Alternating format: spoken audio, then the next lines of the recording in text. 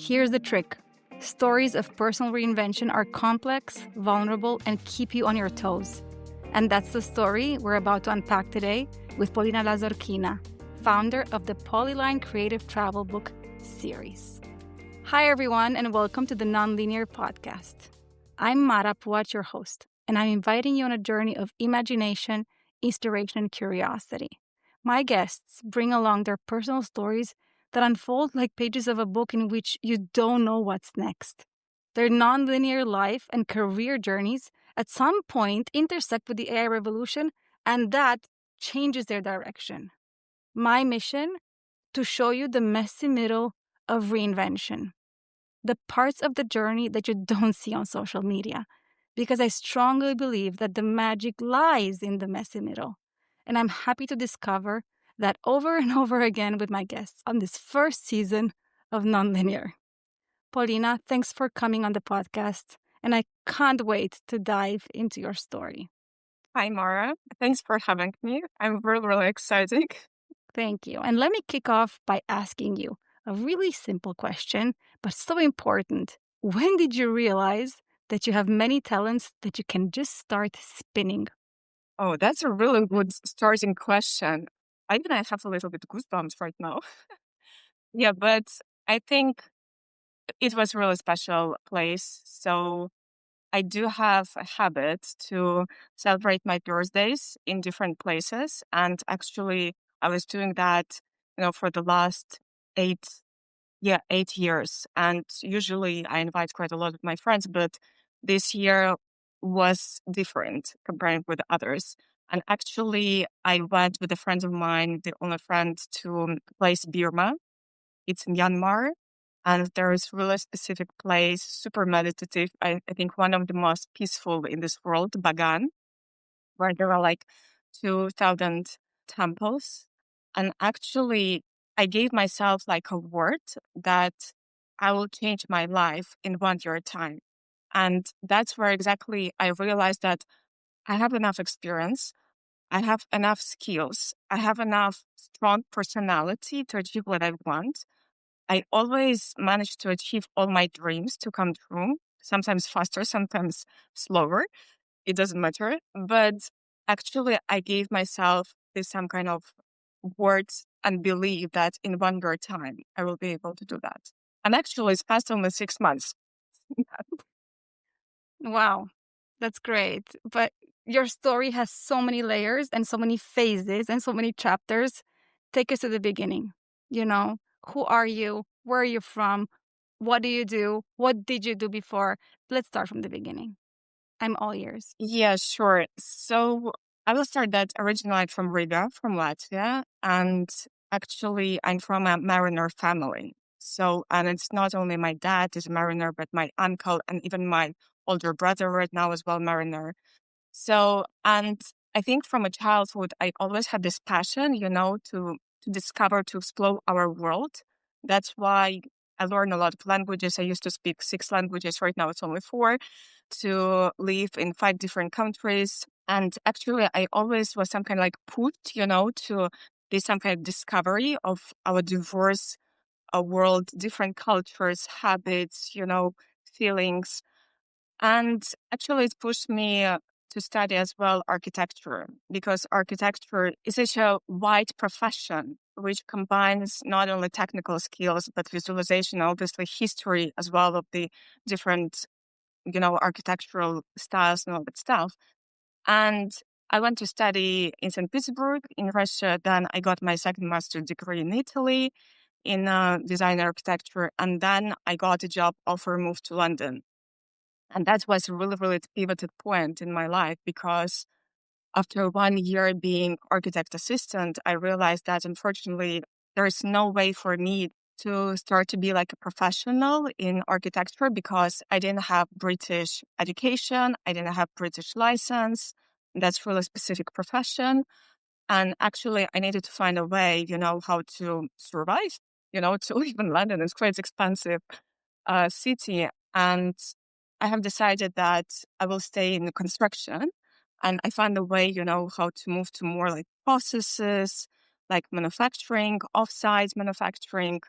And actually, during those 10 years, I had like my journey had a few pivoted stages, and actually it brought me to the nuclear energy sector. Like I think like 4 or 5 years. Actually, I was working in a big consulting company, specifically in a nuclear sector, and then moved to more energy industry.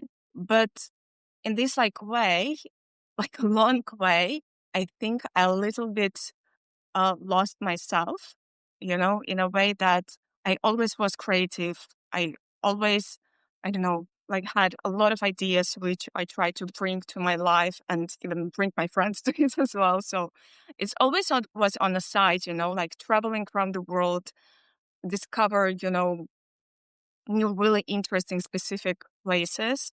And I had like a blog as well about it. Like right now it doesn't exist, to be honest.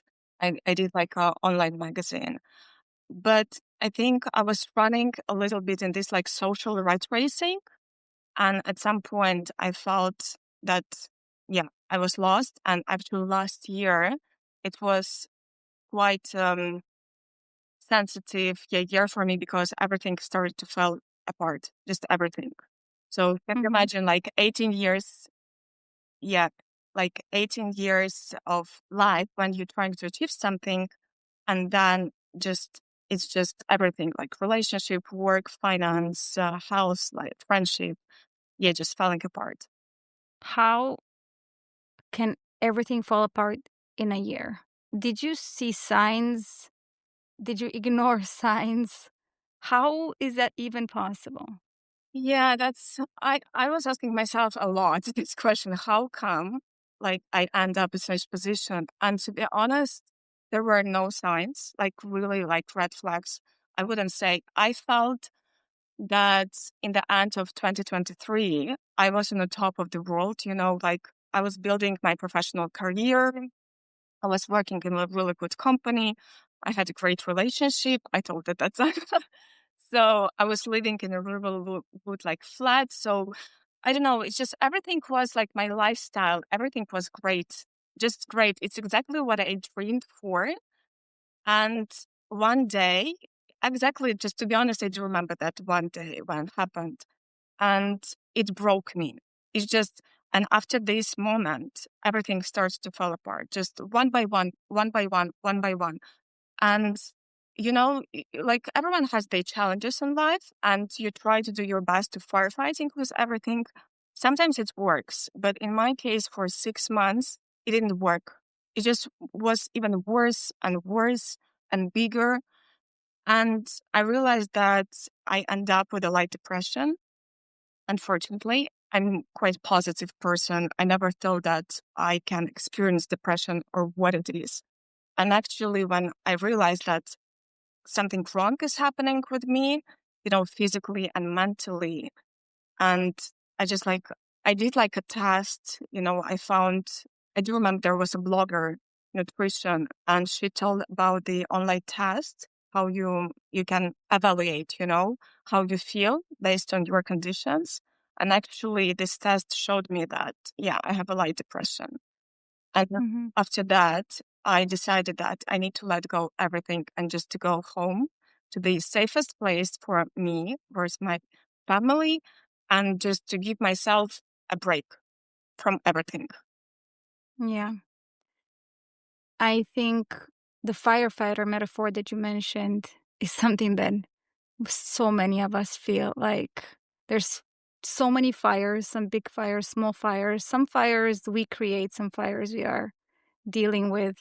We wake up in the morning and, more fires to put down. But you did something, I would say, human and like such a natural instinct to go home.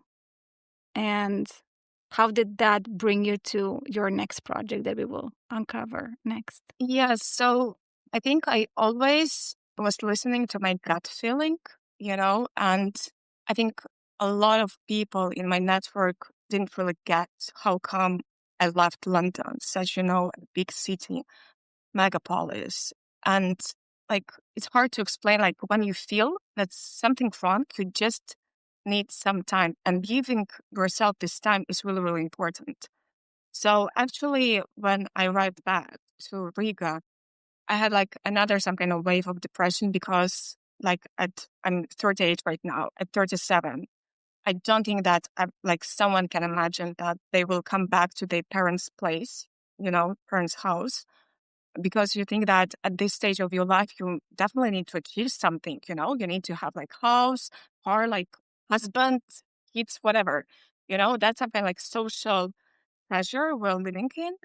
So after 2 months, I realized that it's not helping me. It's like I started to feel better, but it's not helping me, to discover what's next because I was some kind of like stuck. And actually, my friend suggested me to go to long trip to Asia because they know that traveling is a big part of me. And but before this trip, I organized inspiration retreats for my friends in Marrakesh. And actually, all of the guests were moms with the kids like 5, 6 years. But for them, it was their own retreat, just only for themselves, like 4 days in Marrakesh.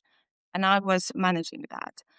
And actually, by the end of the trip, a friend of mine, she told me, I haven't managed to find like some kind of like really nice book for my daughter, like 6-year-old, which I can bring to her and to show where I have been because I had such a great time in Marrakesh. I really, really like it. It's really inspiring, colorful.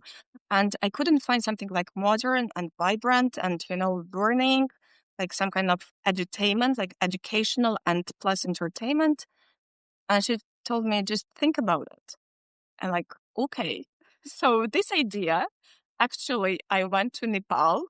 And while I was hiking, in the mountains in Nepal, I started to think like, definitely, well, I had like a vision in my head, how to do that. But I didn't have like a good internet connection in the mountains in Nepal. Right. So, and actually when I don't remember, to India or maybe Thailand, I started to think like how exactly I would do that. So I do have a lot of design skills. I do know design softwares like InDesign, Illustrator, Photoshop, but I lost my drawing skills. After like 10 years in a corporate life, just unfortunately, I'm not so powerful, and everything. Yeah, and I thought like, okay, we'll discover AI. So, how I can use it. And because I was on this like big trip, always moving, and just like, okay, we'll see, how it goes. And actually, I started to test on different platforms, and I end up creating a character, Polly. And then I started to work on actually travel guide for Marrakesh. I created a focus group with my friends and who has kids, who doesn't have kids, who has maybe got children, who are nieces, nephews. And I was testing with them, like, what do you need? How do you want it to look like? What kind of style do you prefer? Like, what kind of additional recommendation or tips? And actually, I think I had a first draft, I think end of November, but it was like a draft. And then it's only, I think, in February, I just realized, well, actually, I can make a whole thing around it. So, yeah. You're talking February 2025, Yeah. right? Which is 6 months Yes. ago. Yeah. Wow. Well, I took it more seriously on my birthday, actually. So, but I think on that February, I started to have these like ideas. Yeah, that could be like a really nice project. And I did like a huge market research, with this area. And I haven't found as well what I would like if I would have kids, what I would like to buy them, what I would like to have like a collection maybe of products. Where are you now in this process of discovery and actually development and launching your product? And also just tell us, what is the product? Where are you? Sure. What are you now and where do you want to go? So yeah, actually it started to grow really, really quickly, the whole idea. So I shared with my friends the first prototype, like PDF file, and how it looks like. And then I started to do straight away a second travel guide. So actually, travel guide for kids is from 4 to 10 years old children. It's for families who travel who want to show, the world to like, our really, really diverse, interesting, special world. And it's should like inspire the aim goal. It's inspire families to travel and bring this curiosity to the kids. So because I don't know, like families can struggle, when kids don't want to eat some specific food or they don't want to go there. So actually, this travel guide brings all this curiosity in a wider way. Plus, it has like entertainment section with the coloring quizzes and some additional as well things like sending postcard to your friend and another section for parents. Actually, it's like recommendations for them, like a list with QR codes on a map, kids friendly restaurants, kids friendly hotels, like kids activities in this specific place, even like getaway, like, some rooftop bars, for instance, for evening drink if they want to a little bit, to escape for a Yeah. few hours. That idea of the travel guide. So make the whole family travel easier and fun and Yeah. entertainment and educational as well. Yeah. I believe from knowing your product, having been to your website, heard your story and all that, something tells me that the magic, the heart of your product is Polly, the girl Yeah. who's not only the name of the brand, the Polyline book series, but also the kid, the character that you're creating. And that human element is a very interesting way intertwined with AI. Can you tell us more about that? Yeah, sure. To be honest, I think when I created the character for Polly, it was unconscious. Really? Yeah, it wasn't like, I was in a really, really bad condition, like really bad one. I was crying every day. And when I started to work on this project, I think it saved me. It saved my soul, like, first of all. And I started to heal. And when I was thinking, well, right, to be honest, I didn't really have like idea who I need to create. I just was playing Exactly. with AI. I just was playing and like, okay, let's see. You need a character, And then when I created Polly, yeah, like a lot of my friends started to tell me, but it's you. Actually, it's you. It's like, I mean, like, I okay. agree. Yeah, okay. Yeah, maybe. But I think it was really unconscious. But there was as well a point in last year when I was that's a little bit personal story, when I tried to do X freezing and it didn't work out. That's why as well, this was another wave of depression. How come you're a young woman and you just like everything collapsed in your life, let's say, in this way. And then, like later, when I started to do like a second travel guide and a third one, it's already Rome and Tokyo, and even some flags card games, I realized that unconsciously I created something like my digital child. Maybe it sounds a little bit weird for some people, but I created some kind of character with whom I'm playing, with whom I'm giving like a life. I'm giving like some kind of story for her to tell to another kids, and that's actually really sparkles me and that's really saved me. So but Yeah. there wasn't like a strategy to create myself. It's not because I'm selfish or something like that. No, I think it was just unconscious point of creation. Yeah. Yeah. Yeah. I think this is how creativity also manifests in creative minds, There is no predefined, sometimes Yeah. process. Rubin says that if our antennas are high, then we will catch ideas that simply roam on top of our Yeah. heads. And I also wanted to ask you before I ask more questions about Polly and the books and I wanted to ask you, why did you go for this idea? I imagine with your antennas, walking in the mountains of Nepal, being at home again in a completely new environment, like you say, in your late 30s. I don't know, like, did you have a list of ideas that you could start? Or did you feel the magnet of this one? Like, how do you get from a crisis in which you say nothing works, everything's falling apart, to I'm gonna start this? What was your process? I think I need a little bit to go back and a little bit to mention again, like light depression, which I experienced. And there was a point when I came back to Riga. I haven't decided yet to go back. At that point, I just was visiting my mom. I think it was for her birthday. And actually, she saw me in a really bad conditions, and I thought like, I think I have like light depression. I don't know what to do. And she gave me like a small pill of antidepressant. Actually, it was from my granny's. My granny, she's 93. She looks great. She is super healthy, but sometimes she has like those horrible headaches, strong. And this like small antidepressant, like not the whole pill, but the small part helps her. Obviously, there's like doctor's prescription. So I hope that people are not going to judge my mom.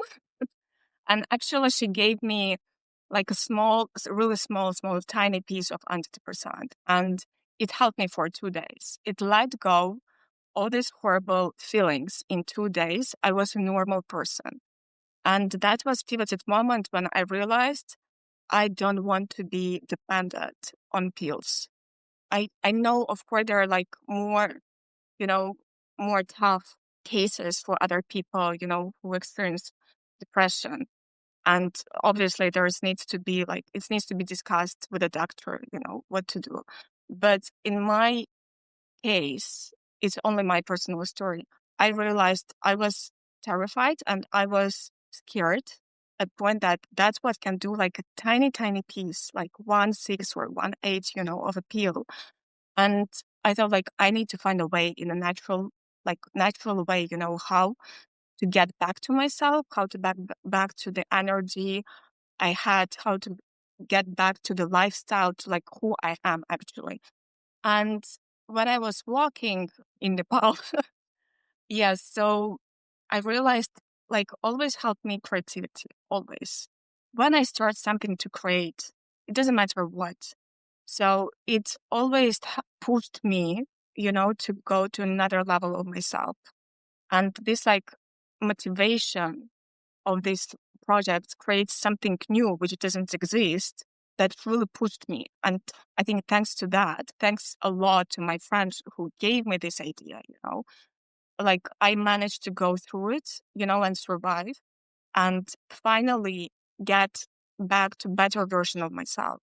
I also, since you mentioned your light depression and that your diagnosis and how you're dealing with that, I'm super curious to know, in the context of AI being in 2025 the number one use case for generative AI tools. So people use Gen AI in 2025 mostly as a mental health coach, support, companion, tool, chatbot, whatever you want to call it. What's your experience with, or what's your even stance on using AI as a mental health coach? Yeah. So I think should be like a personal choice.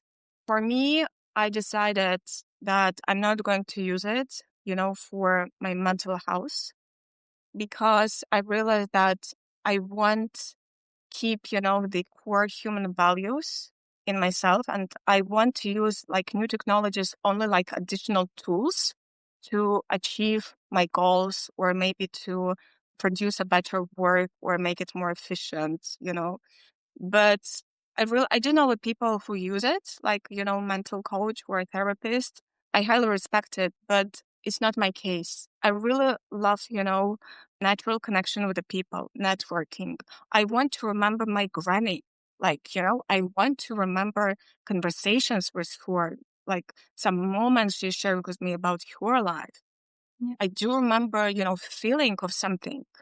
So I decided for myself that I will separate like my private life and my professional life, And in professional life, I combine different like tools, technologies, and AI with, my skills, my expertise, my feelings, my visions as well. Yeah. Because I don't feel even nowadays, I do see a huge hype and trend, and as well anxiety, about AI. I do understand it, but I realized I don't want to live in the future. I was living in the Yeah. future for 10 years in London, because the lifestyle in London, you need to book tickets in advance. You need to book your trips like 6 months in advance. Like if you want to get to some, I don't know, concert as well, 4 or 5 months in advance. You always live in the future, always. And actually, when I got to India, I realized I started to live in present, and I want to keep it. I want to live. I'm not naive. It's not about, just closing your eyes like nothing has happened around you. No, it's not about that. I want to feel present moment. I do understand what's coming, but I think I don't want the future and AI dictate the speed and competition for me in this world. I want in like balance it and to find my own speed, how I can use it, how I can integrate in my life. And like it's not possible to follow everything what's happening. It's just not possible. Yeah, Yeah. definitely, definitely. And that's also I think you've just, sort of taken us to the core of the reason why I started this podcast, because the AI revolution is giving us a lot of emotions, right? There's a lot of excitement, hype. The media is hyping it all.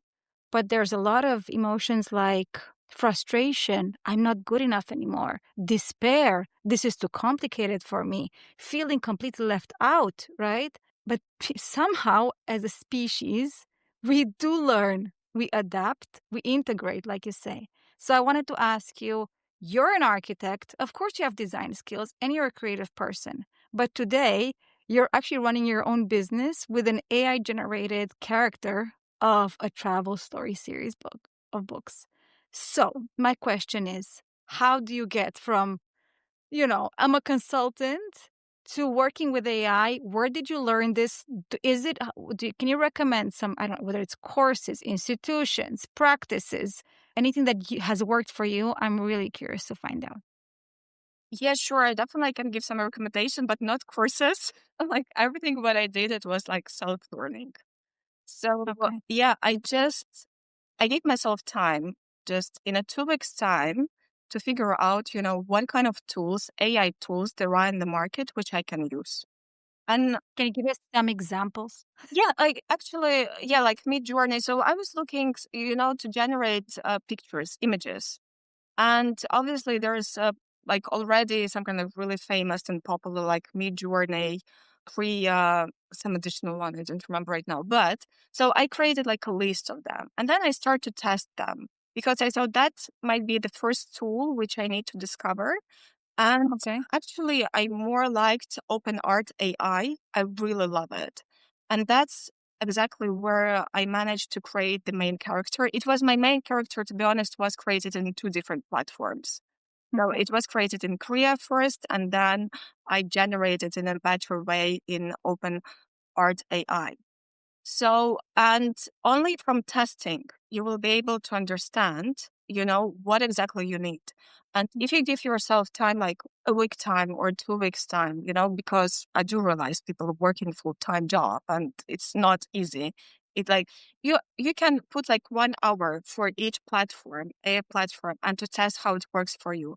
Some of them they do have trial versions for 3, 7 days. So it makes sense and to see if you can integrate it to your work or even to your daily life.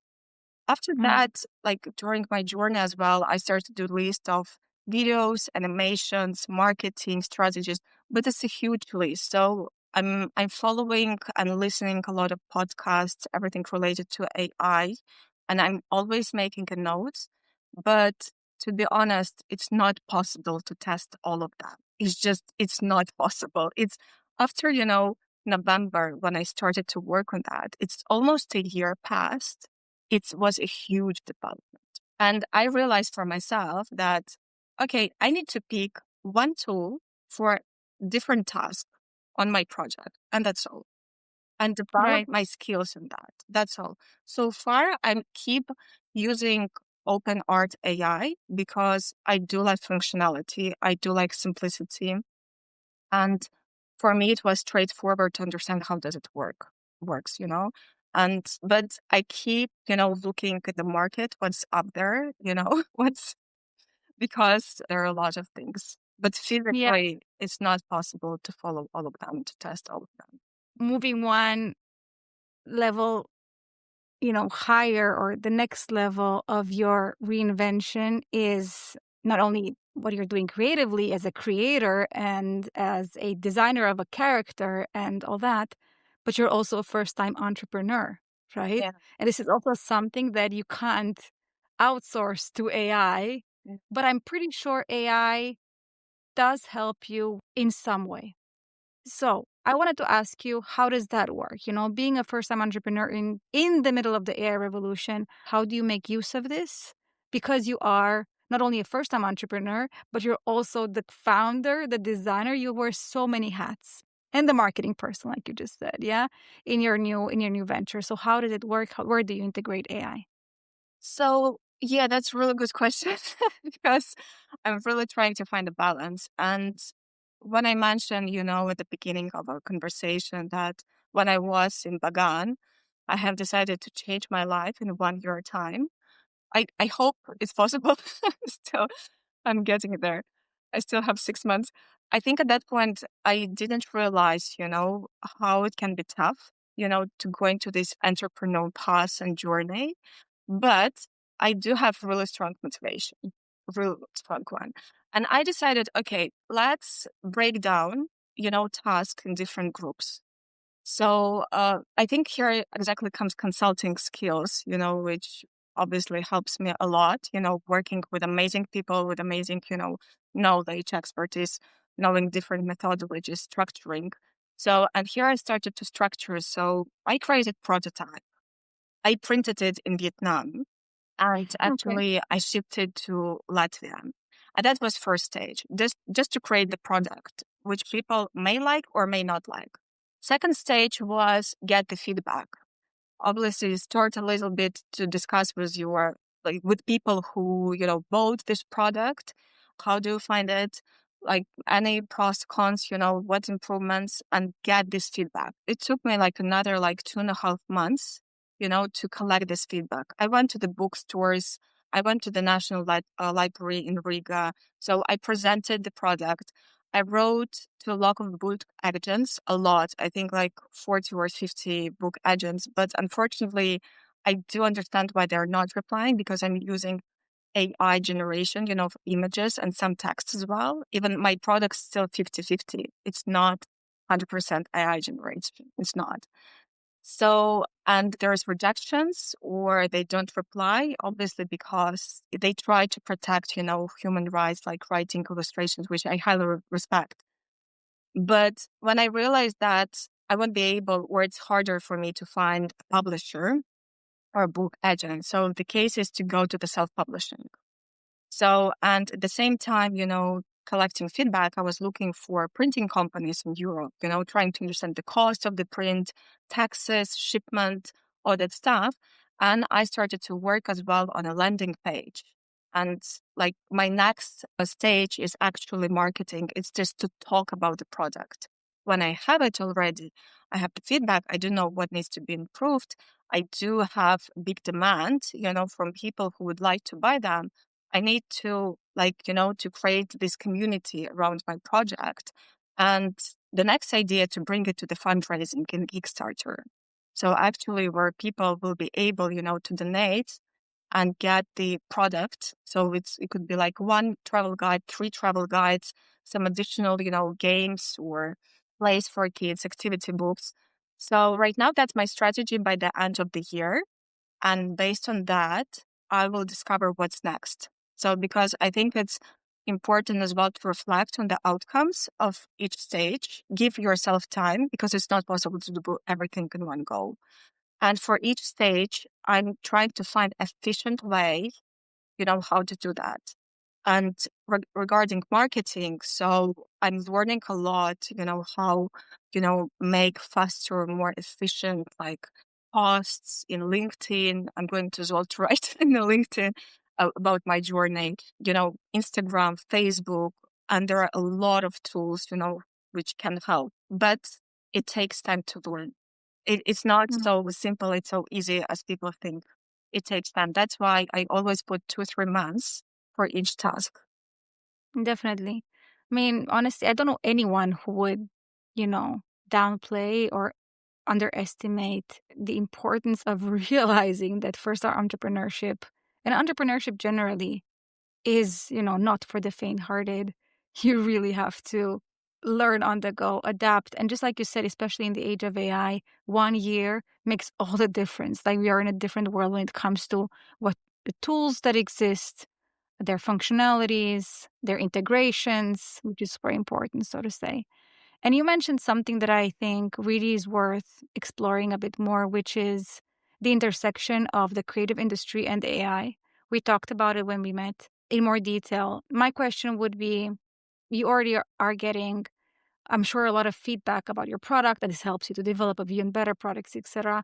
How do people react to the fact that you are using AI to create and develop at the end of the day, a creative project? There's a character, there's storytelling, there's imagery, there's going to be animation, etc., etc. And what is your personal stance when it comes to AI and the intersection, to say, with the creative business? Yeah, so I have straight away answer for that. So Go ahead. apart I from thought, book edges, everyone loves it. Seriously, everyone loves the character. Everyone loves the vibe, this positive vibe, the curiosity which this character brings. Even, my friends who ordered like a few books, travel guides for their kids, like one or two, they're saying that like children, actually they asking for another book already because they want Polly, to lead them, yeah, to travel with them. And I think that the most like sweet thing, which I haven't thought about it, but it gives a lot of motivation, to move forward. And I met with one small publishing company in Riga, and even they loved it. But unfortunately, because it's not in Latvian and they don't see, how they can put it exactly to the market, it can be translated, but still, like Latvian market, it's a little bit small. So they told me, like, you need to go to fundraise. Actually, like fundraising may help, to bring, product to the market. absolutely. Yeah. Absolutely. I really obviously keep fingers crossed, and I love to hear the positivity in your voice and the fact that, the user feedback actually pushes you and motivates you even more to go on this journey. I imagine that your journey, especially that the crisis we're talking about, didn't happen years ago. It happened last year. Yeah. For me, everything feels so fresh. And I wanted to ask you along the way, who are the people who have stood by you and be like, Polina, you can do this? Or was it a more like a self kind of preservation, but also building up process? How did it work? Yeah. I think because everything happened, like, as you mentioned last year, I have different stages, of, let's say, like feelings, what's happening. And there's still some like emotional roller coaster going because some people in my network, you'll have like a close circle of people, like friends, then you have a second, like a third. I think I'm more like extrovert, and I always was building my qualitative network with the interesting people. For me, never was important where do they live, what they do. For me, it's more important, who they are, like human beings, Mm, like they personality, like how they feel, like our values. If our values are aligned and our life principles as well, that's for me most important, nothing else.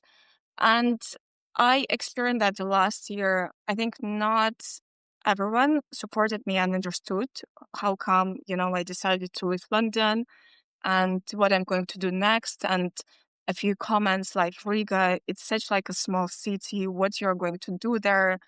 And it's just like, well, I didn't want to arc. I just like, I knew what's best for me. So that's why I wanted to let go of everything and just to discover my next chapter. This year, when I started to do project, I would say a lot of people supporting me, a lot. Like, I do know that obviously everyone has their own lives, kids, work, like travels as well. So, busy with weekly, monthly activities, but still like people super supportive. And but there are a few cases, unfortunately, I let go friendship, like actually, like I think a week ago, when one person started to devalue, what I'm doing, where I'm living, my life values. And I'm just like, no, no, no, no, I'm not mhm, like, if I do know you for 15 years, it doesn't mean that I will accept such behavior with me. I feel that there's always like personal boundaries, and you always need to discuss, person, like you cross those boundaries. I'm yeah, in a, like, I'm not in an easy position. I mean, I do understand there are people which have like more tough cases in their lives, but when you're in a such position, you're doing your best, to not to get back, but to build a new chapter. And Yeah, support is really important. And when people start to devalue you, you know, it's not what I need. I'm not in the age when I'm going to accept it. No. yeah. So I understand. unfortunately, there is like more majority of people support me, but there are a few like who I'm saying goodbye because I don't see the point to stay, to keep in touch anymore. Absolutely.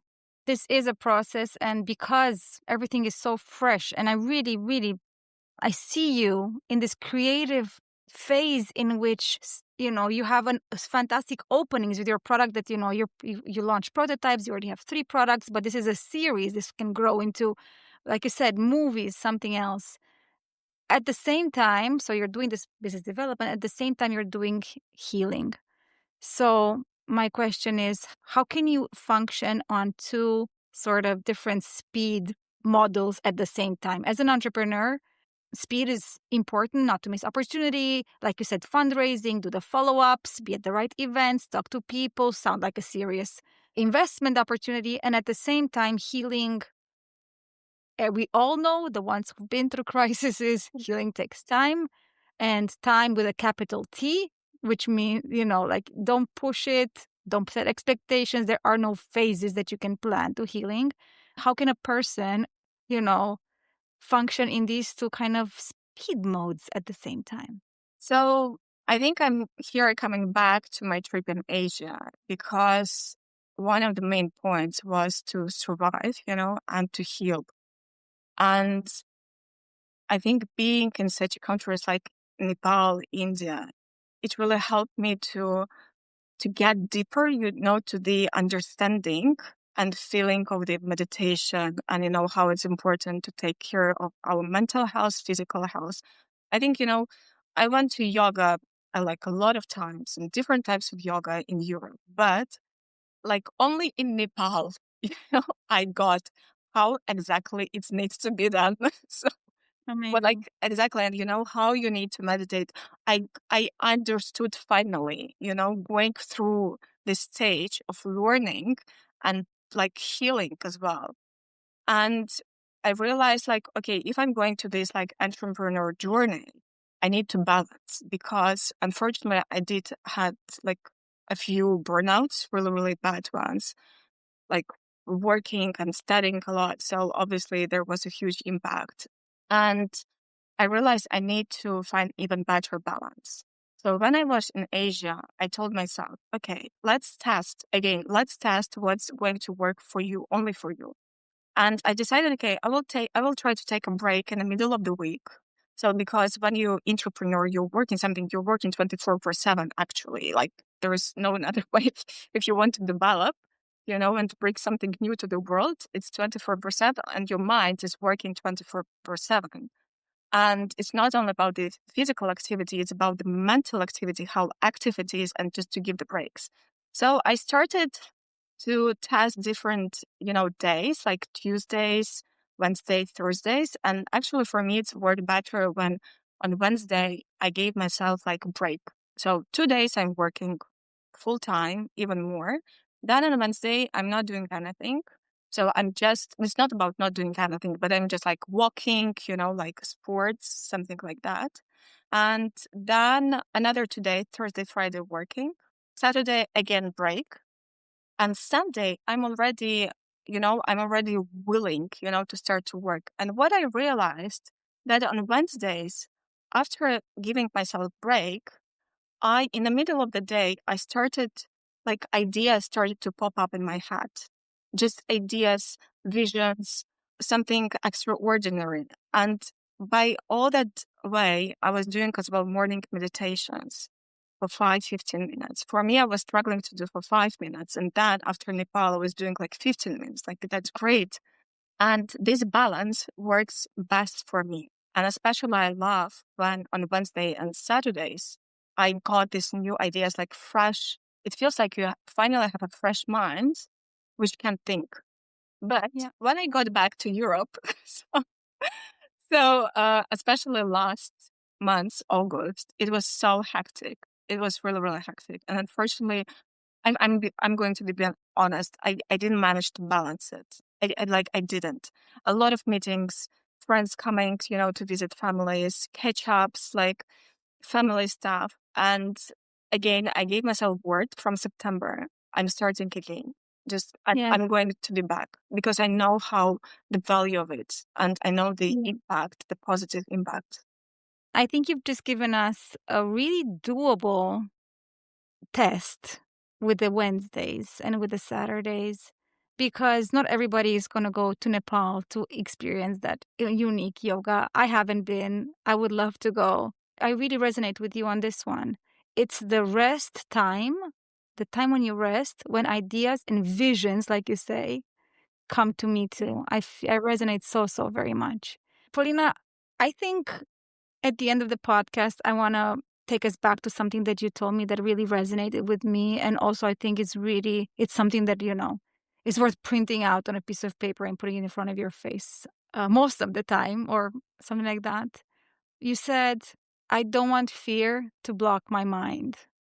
Yeah. And this is such a powerful statement. Tell me about your relationship with fear and how you manage it. And how did you come to this conclusion or to this manifesto or to this motto of yours? I think I came to this phrase again a little bit unconscious, because when last year I let go everything, it was, to be honest, this decision was made in one day, just to move out from London. And then there was a healing, process time for me just actually to let go everything. And when you realize that you let go your friends, might be your relationship with the friends not going to be the same they used to be because you're in different location. You let go your amazing lifestyle, which you're working hard to get there for 10 years. You let go like really good like apartments, like where I used to live, or all those like small details. And then it's like I had this like fear. Oh my gosh. Like what if I made a mistake? What if I needed to stay and to be stronger again as I used to be and to keep going? And this fear, like, or I'm not going to get back anymore what I had. Like, I don't like it. Like, I didn't like those thoughts in my head. I was working with a therapist as well because it's not the first time I was working with a therapist. So, and I was discussing like, how should I cross this bridge? I don't want fear to block my mind. I don't want fear to block my life, because I do believe that if I manage to do that, in 10 years time, I definitely will be able to, achieve even more because I have more experience and skills right now. And I always keep saying to myself, just give a try. Like, yeah, it may work, it may not work. You may win, we may lose. But this fear, I don't want to live in a fear that AI is going to take all our jobs, that I'm not going, to go back, for instance, to the UK, where I'm not going able to travel anymore or something like that. I don't know, where I will miss my friends, or I don't want let go this fear to block my mind. I'm going to stick with this motto. I don't want fear to block my mind as the kind of whenever I will think about this, I want to think about you. Whenever I think of you, this will come back to me. I think your story is unfolding right in front of our eyes. Your journey from being an architect, then working in construction, then in energy, London, now back to Riga, now being a solo entrepreneur is super inspiring. And I really, really believe that it's unfolding like pages of a book in which you don't know what's happening next. It's been such a pleasure talking to you. Thank you so much. Thank you, Mara. Thank you very much. It was a pleasure for me as well. And I'm really glad and excited that we supported each other. Thank you. I know I will, because people are really, we're all in this together. The AI revolution is, hitting us not at the same time, at the same degree, but definitely all of us sooner or later. And I'm super, super happy to find those stories that don't panic and don't freeze in the face of AI revolution, but take a moment and the opportunity to reinvent themselves with a lot of courage and saying no to fear. It was a pleasure meeting you, and I'm going to be following you and cheering for you. And the Polyline Travel Storybooks, And thanks everyone for being with us today. And I'll see you again at the next episode of the Non-Linear Podcast with me. Have a wonderful day. Hi, Mara. Thanks a lot for a great suggestion to record an extra minute. I hope it will bring additional little bit sparkle and meaning to the podcast. So you asked me a question, what thought you want to leave us with today? That's a really great question. And my thought is, I think it's so important to do what you love. And reflecting on Polyline project, I think it's a great combination of human love, actually my love and passion about it, with the AI technologies. I feel that it helped me to be happy again, and it helped me to create a really powerful and meaningful project, which people truly believe and they feel it because they feel the energy, human energy. And I would like to add, I think it's never too late to change direction of your life. And don't be afraid, of AI or any other technologies, because actually it can be a really great tool and part of your new journey.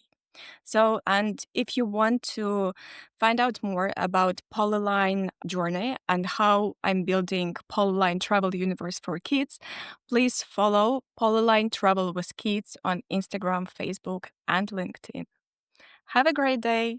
Thank you.